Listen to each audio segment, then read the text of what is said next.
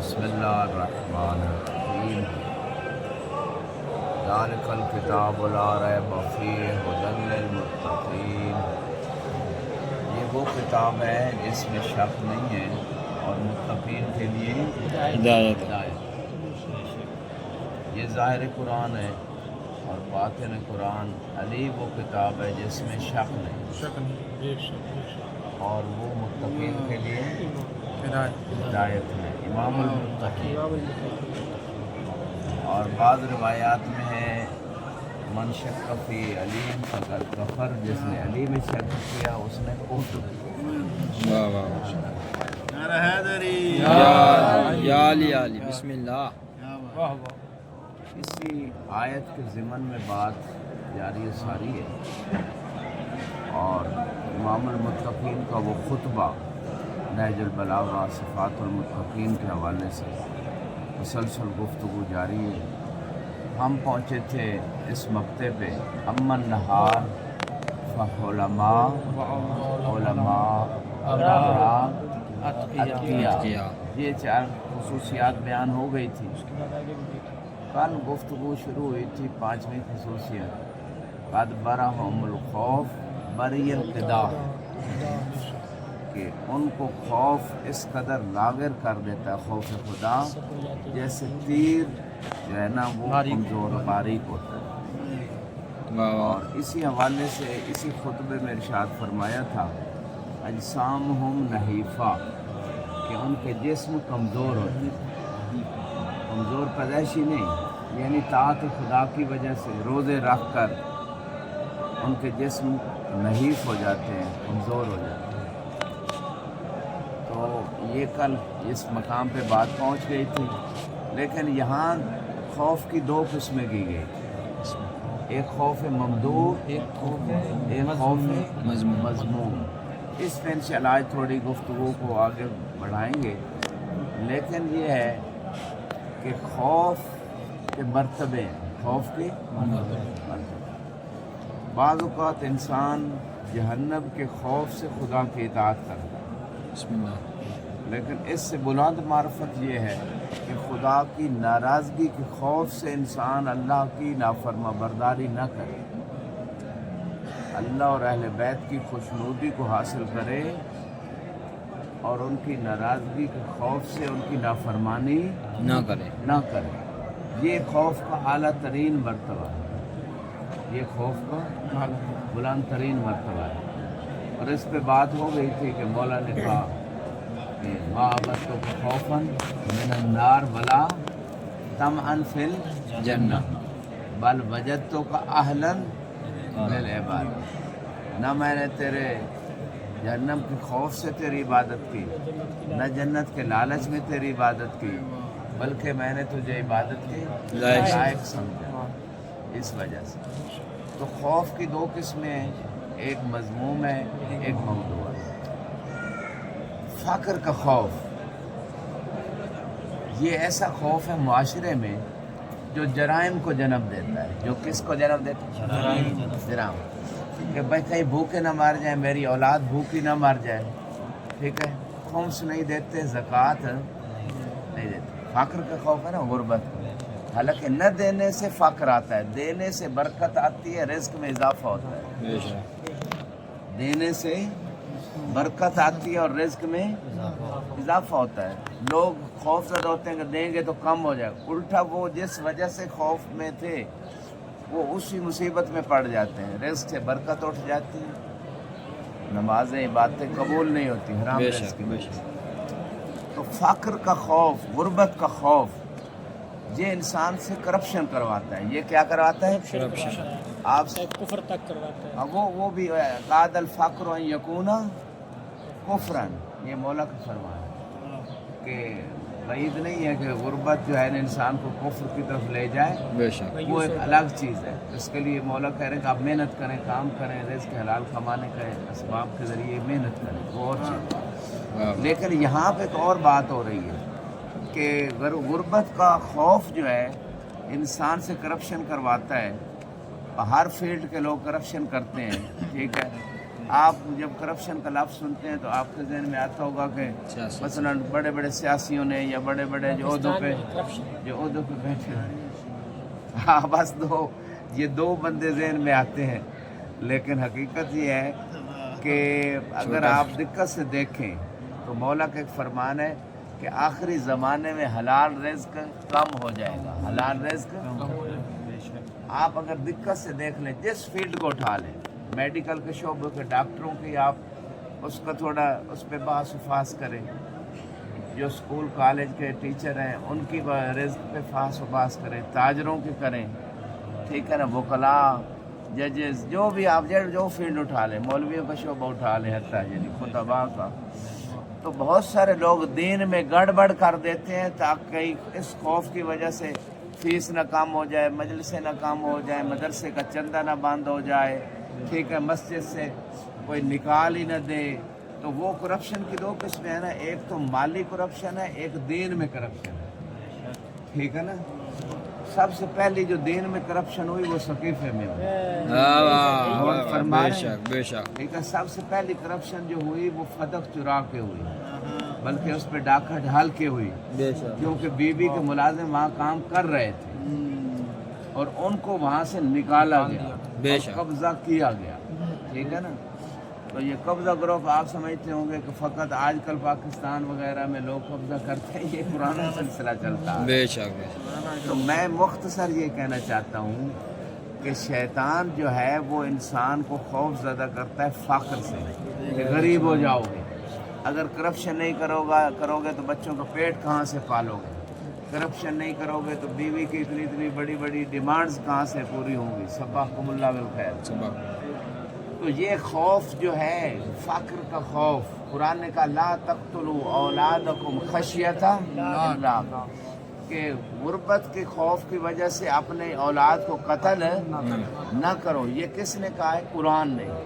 اس کا مطلب ہے لوگ اولاد کو قتل کر دیتے تھے، آج بھی جو مس کیریج کرواتے ہیں، بچے کو ضائع کرواتے ہیں لوگ، ٹھیک ہے نا، کچھ تو وہ حلال نہیں ہوتے اس وجہ سے، وہ بھی جائز نہیں ہے ان کو ضائع کرنا، تو کچھ اس وجہ سے بھائی بچے زیادہ ہو گئے، یہ ہو گیا وہ ہو گیا، تو یہ خدا پہ ایمان نہیں ہوتا، اس لیے کہتے ہیں دو بچے دو ہی اچھے، یہ نعرہ چلا ہے نا، چلا تھا نعرہ پاکستان میں چینلوں پہ، لیکن اس کا مطلب ہے اللہ پہ ایمان نہیں ہے کہ وہ رزق دے گا، بس دو ہی ہیں، اس کو ہم سنبھالیں گے، چلو کچھ بندہ کسی اور جگہ سے بعض اوقات صحت نہیں اجازت دیتی، وہ اور بات ہے، لیکن اگر خدا نے دیا ہوا ہے تو بھائی اولاد جتنی ہو جائے بہتر ہے جی، ہاں جی۔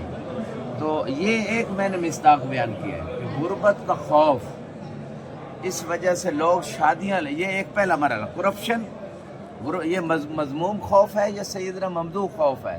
غربت کا خوف مذموم ہے یا ممدوح ہے؟ مذموم ہے، شریعت کی نگاہ میں اور عقل کی نگاہ میں مذموم خوف ہے غربت کا خوف، ٹھیک ہے نا۔ انسان محنت کرے، انسان کو اللہ نے تمام اعضاء و جوارح دی ہیں، صحت دی ہے، زندگی محنت کرے، کمائے، رازق تو خود اللہ ہے، اللہ رزق دیتا ہے، وما من دابۃ فی الارض الا علی اللہ رزقها، اللہ پہ رزق اللہ کے ذمے ہے، ٹھیک ہے، محنت کرنا انسان کا کام ہے، ایک رزق مل کے رہتا ہے، ایک قسم ہے رزق کی جو کوشش پہ ملتا ہے، دوسری قسم کوشش پہ، علم بھی رزق ہے، علم گھر بیٹھے اگر آتا ہو تو ساری دنیا ہی عالم ہوتی ہے، علم کوشش سے ملتا ہے، علم کوشش سے ملتا ہے، علم خود بخود نہیں آتا، تو لہٰذا اس لیے کہا گیا طلب علم کو، اطلب العلم، یہ نہیں کہا گھر میں بیٹھے رہو علم آ جائے گا، بلکہ کہا طلب کرو علم کو، ٹھیک ہے۔ ہاں بعض لوگوں کو ان کی روحانی طہارت کی وجہ سے، ان کی ذہانت کی وجہ سے خدا بیٹھے بیٹھے بھی علم دے دیتا ہے، بے شک، سیدھا یہ آپ کے لیے ہے، ٹھیک ہے، خدا دے دیتا ہے، کیونکہ جب روحانی طہارت ہو نا، علم لا یاتی بکثرت تعلق، العلم نور یقذفہ اللہ فی قلب، جس کے دل صاف ہوگا نا اس میں وہ حکمت کی باتیں، دانائی کی باتیں آ جائیں گی، یہ بھی ہے جی، ہاں خدا دل میں ڈال دے۔ تو پہلا میں نے خوف مذموم کا ایک تھوڑے سے چند مصداق بیان کیا ہے کہ بندہ غربت کے خوف سے اولاد کو قتل کرتا ہے، نمبر یہ پہلا جو ہے غربت کے خوف سے اولاد کو ضائع کرواتا ہے، गुर्बत के खौफ से भाई भाई को बाज़ औक़ात कत्ल कर देता है या नहीं? कर दे। ठीक है ना, कि ये विरासत में हिस्सा न ले जाए, मुझे ही मिल जाए। गुर्बत के खौफ से जो है ना करप्शन कितनी नीचे से लेकर ऊपर तक, नीचे से लेकर मुख्तसर ये जिस फील्ड का बंदा उठा कर देख ले, सिवाय चंद जिन्होंने खुदा पे जिनका ईमान है, मुख्तसर ये है कि हर फील्ड के अक्सर लोगों में जितना किसी का चारा लगता है, जितना वो दा लगा सकते हैं, दा समझते हैं, ठीक है, दा ये अरबी वाला नहीं है, यानी जितना उनका हीला चलता है वो जहाँ मौका मिलता है वो चला ले, करप्शन।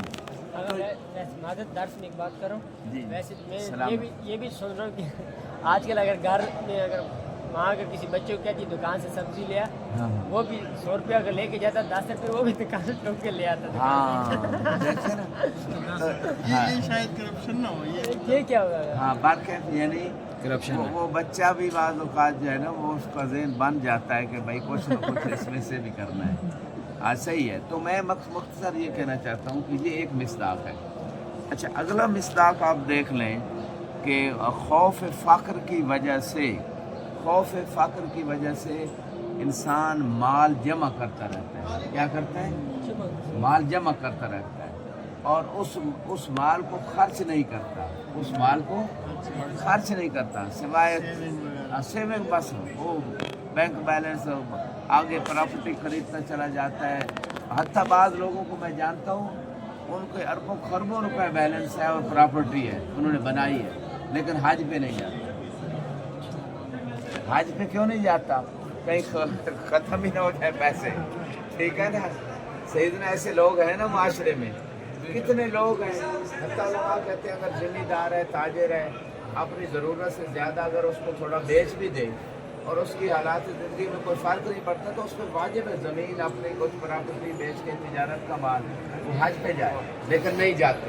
खौफ फ़क्र है, खौफ फ़क्र है। इसी तरह जो लोग बच्चियों को विरासत में हिस्सा नहीं देते, बच्चियों को वो किस खौफ की वजह से नहीं देते?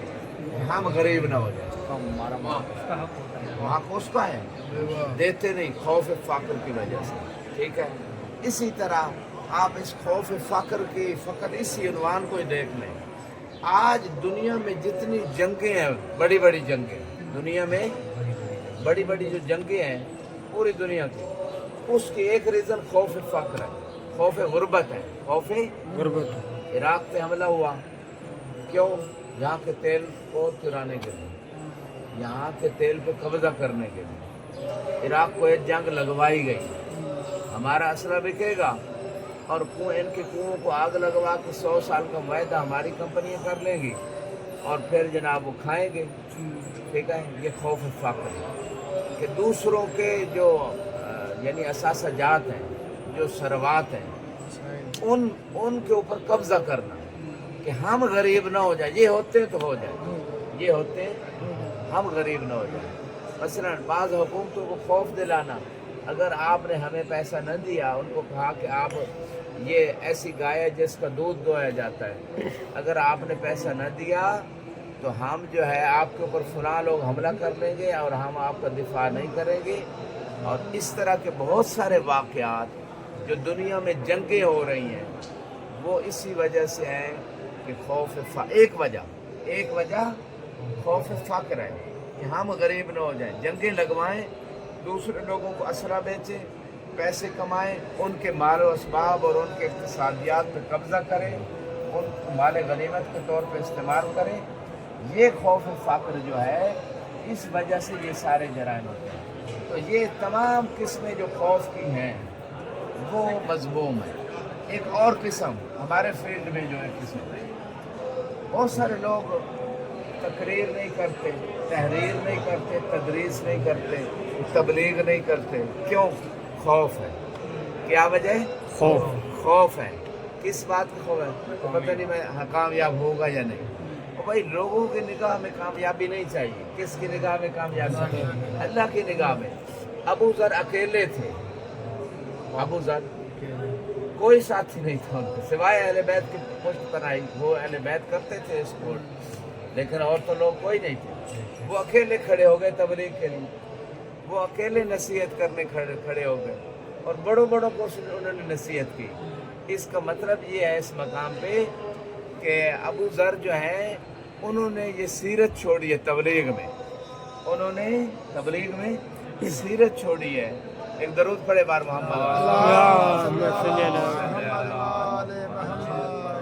مل کے ایک درود پڑھے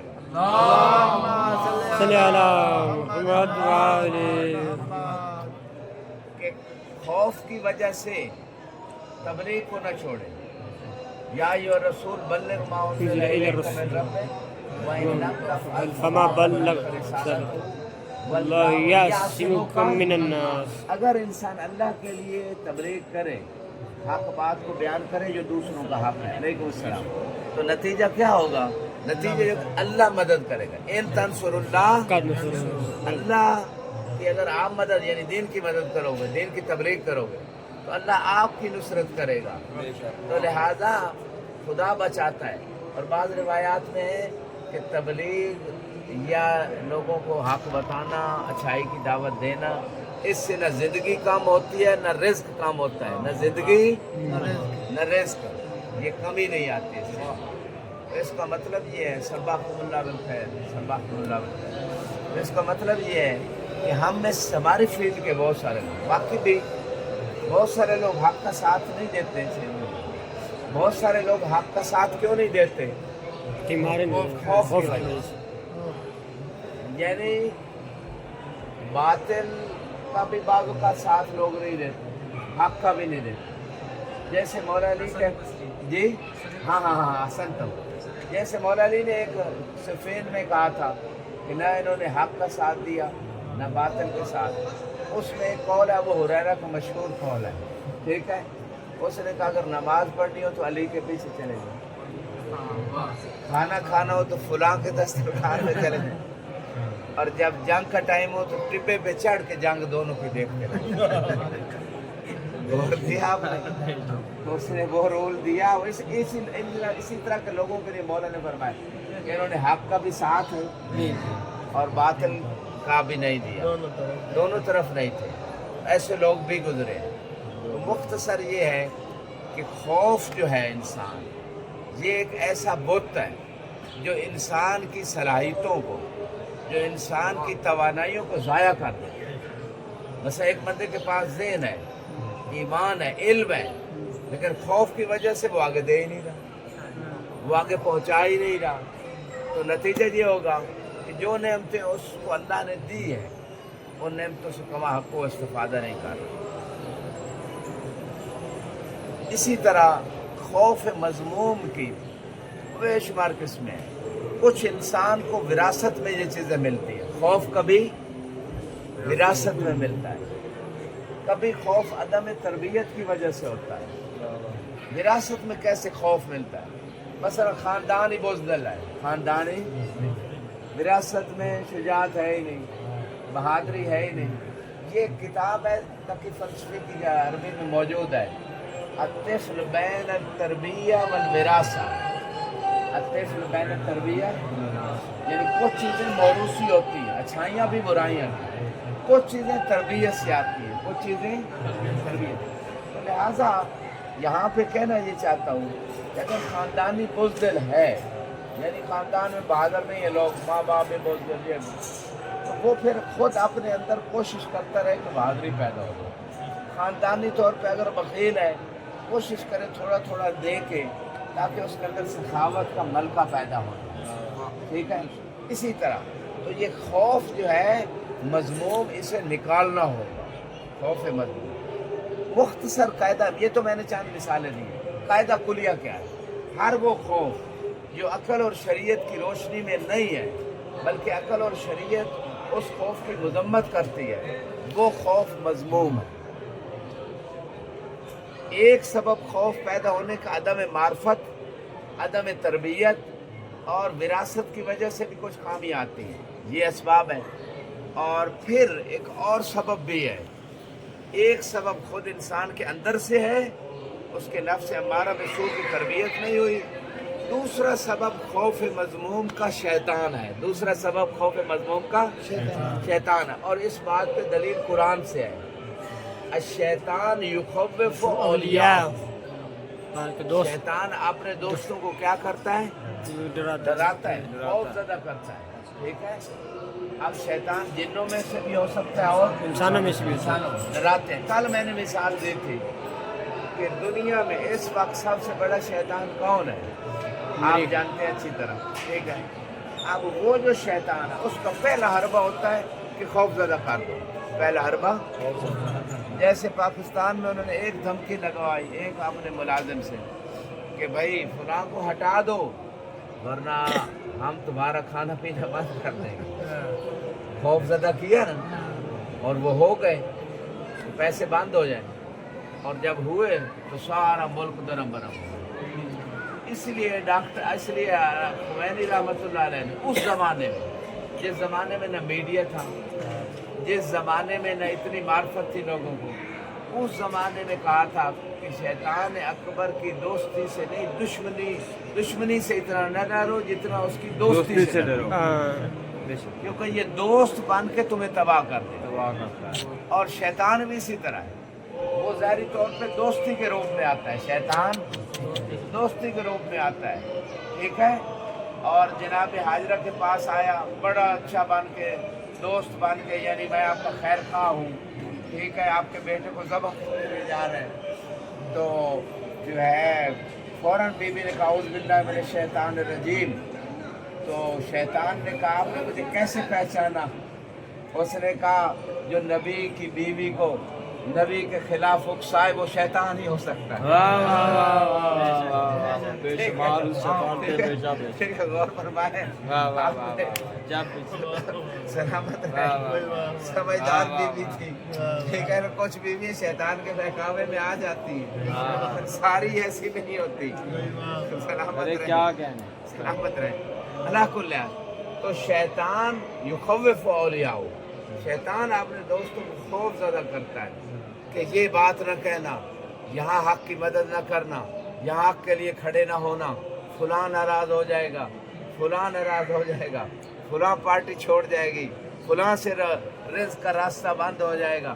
شیطان خوف زدہ کرتا ہے، ٹھیک ہے؟ اس لیے وہ اس کو حق پہ چلنے نہیں دیتا، حق کہنے نہیں دیتا۔ ان الذین قالوا ربنا اللہ، ان الذین قالوا ثم استقاموا، جنہوں نے کہا ہمارا رب اللہ ہے۔ رب کا کیا معنی ہے؟ یعنی رزق بھی اسی کے ہاتھ میں ہے، میرے سارے امور کس کے ہاتھ میں ہیں؟ اللہ کے ہاتھ میں۔ جب یہ دل سے بندہ کہہ دیتا ہے کہ میرا تو سب کچھ اللہ کے ہاتھ میں ہے، وہی ہر چیز پہ، کسی کے ہاتھ میں ہے ہی کچھ نہیں، کوئی کچھ کر ہی نہیں سکتا، سب کچھ میرا اللہ کے ہاتھ میں ہے، پھر وہ خوف زدہ ہوگا یا لوگوں سے خوف زدہ نہیں ہوگا؟ نہیں ہوگا، خوف زدہ نہیں ہوگا، مجھے پرواہ نہیں ہے، یہ نہیں دیتا نہ دے، یہ تعلق توڑتا ہے حق کہنے کی وجہ سے توڑ دے، لیکن میں نے حق کہنا ہے کیونکہ میرا رزق اللہ کے ہاتھ میں، میری زندگی اللہ کے ہاتھ میں، میری موت اللہ کے ہاتھ میں۔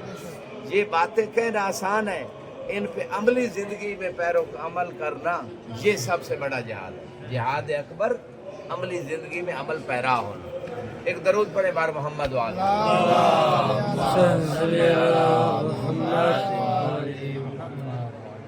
لہذا ان الذین قالوا ربنا اللہ ثم استقاموا، پھر اس پہ استقامت دکھائی، یعنی 24 گھنٹے جو زندگی ہے اس کو ایسے گزارے کہ پتہ چلے واقعاً اس کا عقیدہ جیسے یہ زبان سے کہہ رہے کہ ہمارا رب کون ہے؟ اللہ ہے، جیسے زبان عملی زندگی میں ایسے ہے، یعنی اللہ رازق، اللہ رب یعنی اللہ رازق ہے، پھر وہ ملاوٹ نہیں کرے گا، ملاوٹ کسی چیز میں بھی، نہ دودھ میں، نہ جناب چائے میں، نہ مرچوں میں، کسی چیز میں، اور نہ دین میں۔ غور کیجیے گا، کچھ مولوی صاحبان ملاوٹ شدہ دین دیکھتے ہیں یا نہیں، تاکہ لوگ راضی ہو جائیں، پیسے مل جائیں، تنخواہ اچھی مل جائے، ہاں جی، ملاوٹ دین میں، وہی سچ جھوٹ بنا دینا۔ تو یہ ملاوٹ اس وقت ختم ہو جائے گی جب عقیدہ یقین پختہ ہوگا کہ بھائی ہمارا رب کون ہے؟ رزق کس کے ہاتھ میں؟ اس دروازے سے نہیں تو اس دروازے. بہت سارے اہل سنت مولوی حق سمجھ چکے ہیں، لیکن وہ کہتے ہیں ہم نے اگر ظاہر کیا برادری چھوڑ جائے گی، مسجد سے نکال دیں گے اور وہ مدرسے سے نکال دیں گے، ہمارے بچوں کی روٹی کہاں سے؟ لیکن وہ ان کو جاننا چاہیے ان الذین قالوا ربنا اللہ ثم استقاموا، جو یہ کہتے ہیں کہ ہمارا رزق اللہ کے ہاتھ میں ہے، پھر وہ گھبراتے نہیں ہیں. درود پڑھے بار محمد مل کے ایک درود پڑھے بار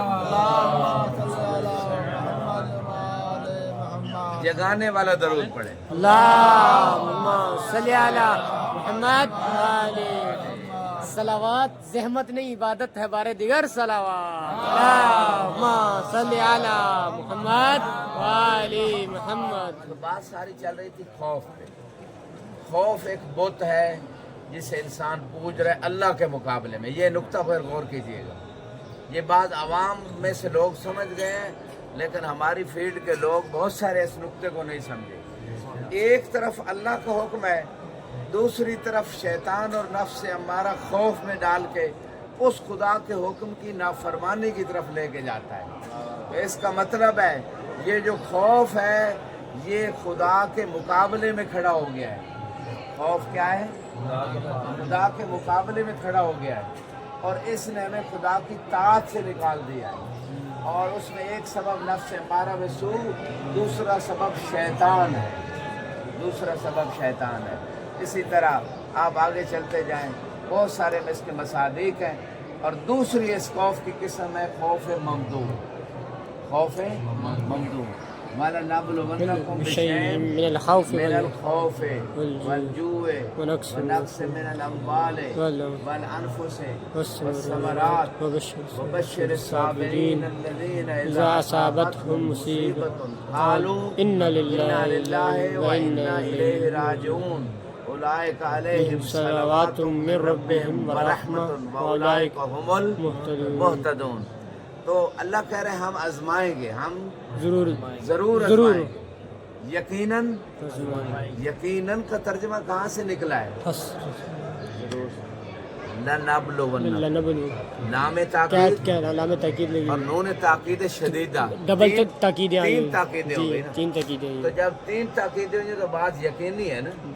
بھاری بات پہلی ہے. تو خود اللہ کی بات ہے اور قرآن میں وہ یقینی پہلے ہی ہے. لیکن کچھ لوگ اتنے شکی ہوتے ہیں کہ اللہ کو بھی تاکیدیں لانا پڑتی ہیں، ٹھیک ہے نا، تاکہ ان کو یقین آ جائے. اللہ کہہ رہے ہیں ہم خوف سے آزمائیں گے. اب یہ آزمائش جب ہوتی ہے تو کبھی غزوہ خندق میں مثال ایک ابرز دے رہا ہوں، ویسے ہر بندے کو خوف سے امتحان ہو رہا ہے، ٹھیک ہے نا. تو کبھی غزوہ خندق میں ہوتی ہے، کچھ لوگ خوف کے اس امتحان میں ناکام ہو گئے. بلغت القلوب الحناجر. دل کہاں آ گئے تھے؟ یہاں آ گئے تھے. خوف میں ناکام ہوئے. اس خوف میں کامیاب ہونے والی ہستی کا نام علی ابن ابی طالب، ٹھیک ہے نا. اچھا، شیب ابی طالب 3 سال خوف. جنگ خندق میں تو تھوڑی دیر خوف تھا، لیکن شیب ابی طالب میں 3 سال وہاں پہ فاقوں کو خوف، شہادت وفاتیں ہوئی. جان جانے کا. اس لیے کہ ابو طالب علیہ السلام اپنے بیٹوں کو ساری رات اٹھ کے رسول کے بستر پہ سلاتے تھے تاکہ اگر حملہ ہو میرا بیٹا قتل ہو جائے، نبی بچ جائے. کوئی دنیا کا چچا اپنے بیٹے کو بھتیجے پہ قربان نہیں کرتا. یہ ایمان ابو طالب پہ سب سے بڑی عملی دلیل ہے کہ اپنے بیٹوں، ایک نہیں سارے بیٹوں کو رسول کے بستر پہ سلاتے تھے کہ یہ شہید ہو جائیں، رسول بچ جائیں. یعنی یقین رکھتے تھے کہ یہ نبی ہے، نبی کی حفاظت لازمی تھی. ابو طالب محافظ نبوت بن کے آئے تھے، اور یہ جناب ابو طالب کی تربیت کا نتیجہ تھا کہ شب ہجرت علی پر سکون طریقے سے سو رہے تھے بستر مصطفیٰ پہ تلواروں کے سائے میں. علی کو کوئی خوف نہیں تھا، کیونکہ اس وقت اگر خوف ہوتا تو وہ خوف مذموم تھا. علی ابو طالب کے بیٹے تھے، جس ابو طالب کے بارے میں اللہ کے رسول نے فرمایا تھا لو ولد الناس جمیعا ابو طالب اگر ابو طالب ساری کائنات کے والد ہوتے تو سارے لوگ ہی بہادر ہوتے. ٹھیک ہے. علی کے بابا ابو طالب اتنے بہادر تھے کہ ہر جنگ میں علی جب اپنا تعارف، آج کائنات علی کی شجاعت کے قصیدے پڑھتی ہے، علی جب اپنا تعارف جنگ میں کرواتے تھے تو کہتے تھے میرا مقابلہ سوچ کے کرنا، میں ابو طالب جیسے بہادر کا بیٹا ہوں. سلامت رہے. تو اس مقام پہ یعنی جب خوف کا مقام ہو اور انسان خدا کی اطاعت کے لیے خوف نہ کرے، یہ خوف ممدوح ہے. یہ خوف نہ کرنا یہ شجاعت ہے. خوف کرنا مذموم ہے جب خوف کا مقام نہ ہو. اور جب خدا سے خوف، خدا کی ناراضگی کا خوف ہو، خدا کی اطاعت کر کے اور شیطان کا خوف نہ کر کے، یعنی خدا کی ناراضگی سے بچنے کا خوف ہو، یہ خوف ممدوح ہے. خدا کی ناراضگی سے بچنے کا جب خوف ہو، یہ خوف ممدوح ہے. تو خوف سے امتحان ضرور ہوتا ہے، لیکن وہ خوف جو ہے اس کو پس پشت ڈال کے خدا کی اطاعت میں آ جانا، یہ بندگی ہے. اور مولا علی کی بات کروں گا کہ خوف خدا میں جب محراب عبادت میں آتے تھے تو بعض نان مسلم نے بھی لکھا سیدھا ٹیک چھوڑیں گے تو نیند چھوڑ جائے. سونا روزے دار کا عبادت ہے. محمد والے محمد بابا سے بلند صلوات. اللہم صلی علی محمد وآلہ. روزے دار کا سونا بھی عبادت، علی کے جوار میں سونا بھی عبادت، کیا بات ہے. لیکن درس میں سونا عبادت. اور فرمان ہے روزے میں آگا شاید عبادت ہے. ہاں وہی کہہ رہا ہوں نا، روزے میں بھی سونا عبادت ہے اور علی کے پڑوس میں سونا بھی عبادت ہے. یہ اللہ نے علی کے پڑوس میں سونا جو عبادت بنایا، مجھے تو ایک ہی بات سمجھ آتی ہے، کیونکہ اللہ کو علی کا شب ہجرت سونا جو پسند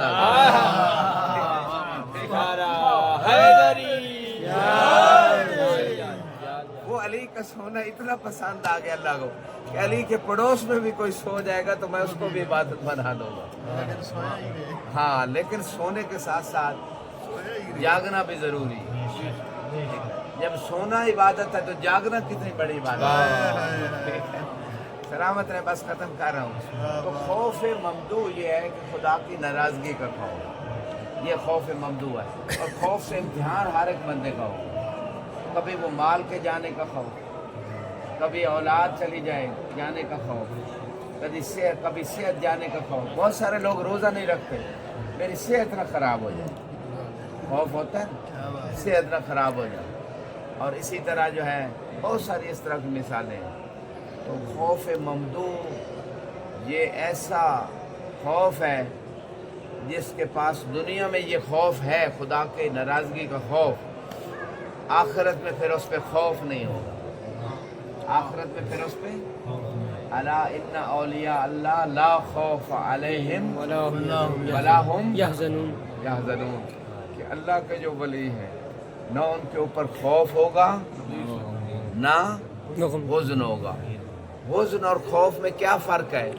علیکم السلام سے. حزن اور خوف میں کیا فرق ہے؟ خوف بعد آتا، غم پہلے والی چیز. خوف علامہ سیقع سبحکم اللہ والحزن علامہ فات. حزن ہوتا ہے جو دنیا کی چیز ہاتھ سے نکل جائے، سب کا پہلی چیز، اس پہ حزن اور غم ہوتا ہے. لیکن خوف ہوتا ہے جو آئندہ ہونے والا ہے، ہو، اس کے لیے تو جہنم کا خوف. بے شک. ٹھیک ہے، تو یہ خوف ہوتا ہے. تو لہذا خوف جس کے پاس دنیا میں خدا کی ناراضگی کا خوف ہے کہ ناراض نہ ہو جائے، وہ آخرت میں خوف زدہ نہیں ہوگا. بلکہ یہاں پہ یہی آیت جو پڑھ رہے تھے، ان الذین قالوا ربنا اللہ ثم استقاموا تتنزل علیہم الملائکۃ الا تخافوا ولا تحزنوا فاستبشروا بالجنۃ التي کنتم توعدون. کہ جو لوگ کہتے ہیں ہمارا رب کون ہے؟ اللہ ہے. ثم استقاموا، پھر اس پہ ثابت قدم زندگی بھر 24 گھنٹے ویسے ہی زندگی گزارتے ہیں، اللہ کو رب مانتے ہوئے زندگی گزارتے ہیں. پھر ان کے اوپر کون نازل ہوتا ہے؟ ततनज़्ज़लु अलैहिमुल मलाइका, मलाइका नाज़िल होते हैं और आके क्या कहते हैं उसको कि खुशखबरी हो तुम्हें किसकी, किस बात की, अल्लाह ताज़नु, कि तुम हुज़्न न करो, अल्लाह तखाफू वला ता, ना खौफ करो ना हुज़्न करो, और तुम्हें बशारत हो किस जन्नत की जिसका तुमसे वादा किया गया। अब एक सवाल है कि जो अल्लाह को रब मानते हैं, दुनिया के लोगों से, दुनिया की चीज़ों से खौफज़दा नहीं होते, शैतान से खौफज़दा नहीं होते, नफ्स अम्मारा से खौफज़दा नहीं होते, ऐसे लोगों के ऊपर फरिश्ते नाज़िल होते हैं। सवाल ये है कि हम में से किसी पे फरिश्ता आया है आज तक? नहीं आया। तो फिर ये कौन लोग हैं? मोहम्मद व आले मोहम्मद तो अबरज़ मिस्दाक हैं, इसमें कोई शक नहीं है। और ये फ़ेल मुज़ारे है या माजी है? ततनज़्ज़लु लैलतुल क़द्र खैरुम मिन अल्फ़ शहर, तनज़्ज़लुल मलाइका, असल में ततनज़्ज़लु था, हाँ, और वहाँ फिर तनज़्ज़लु इख्तिसार के लिए, तनज़्ज़लुल मलाइकतु वर्रूहु फ़ीहा। तो फरिश्ते शब कदर में अब भी नाज़िल होते हैं। किस पे नाज़िल होते हैं? हर शबे, हर साल की शब कदर वक्त के इमाम पे नाज़िल।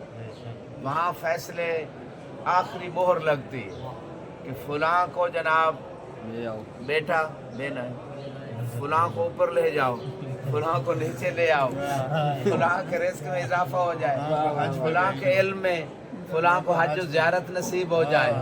तो ये सारे फैसले होते हैं शब कदर और मोहर इमाम लगाते हैं।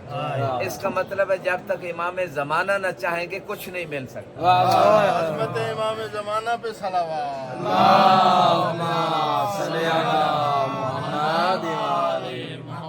लोग ज़ैद और बकर से ताल्लुक़ बनाते हैं, अगर दुनिया आखिरत लेनी है तो वक्त के इमाम से ताल्लुक़ बनाना। ठीक है ना?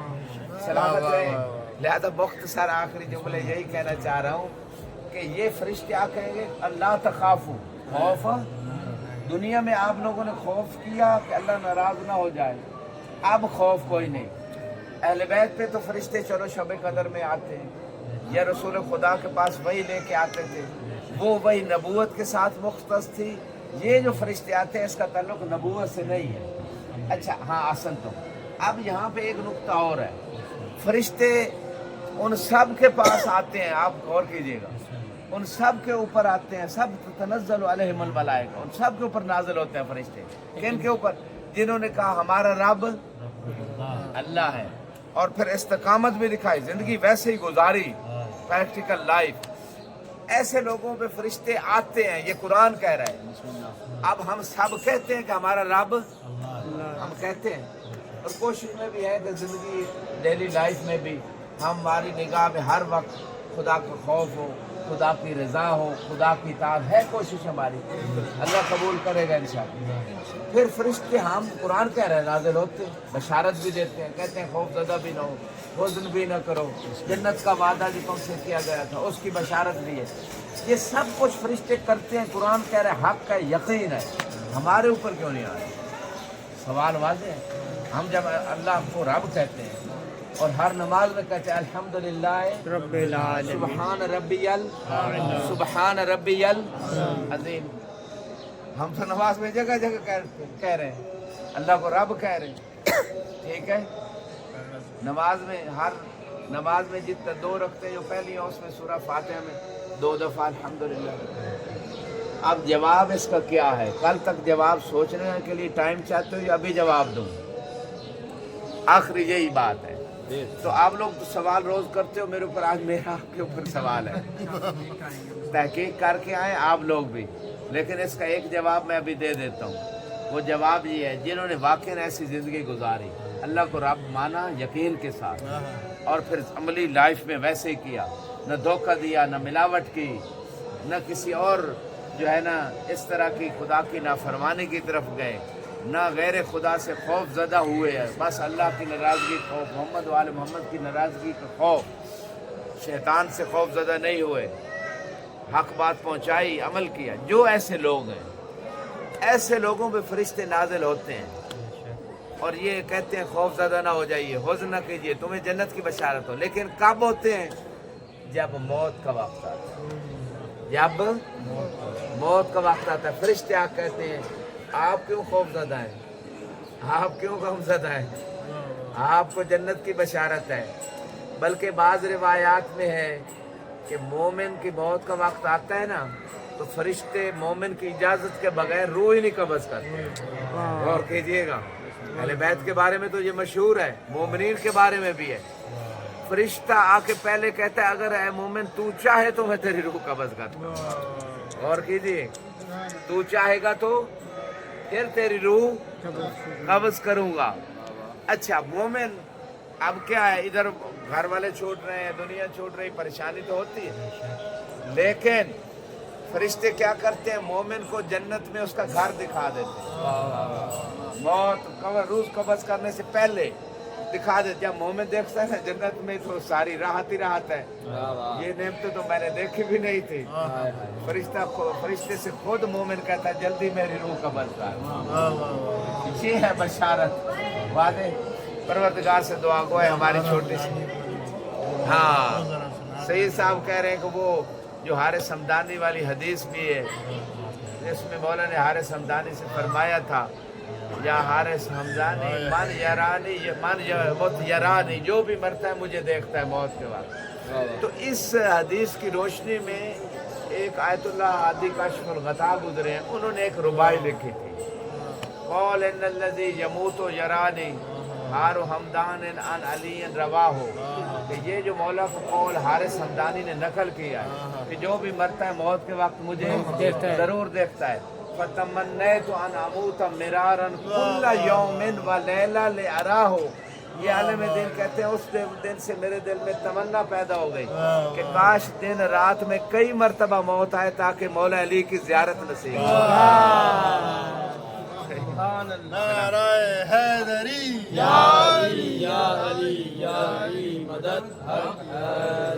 तो हम खुशकिस्मत है, डेली मौके की ज़ियारत होती है, ठीक है ना। तो उलमा जो मार्फत वाले थे वो चाहते हैं मौत हमारे लिए खौफज़दा करने वाली चीज़ नहीं है, मौत तो वो तोहफा है, मौत तो वो पुल है जो अली की ज़ियारत का वसीला है।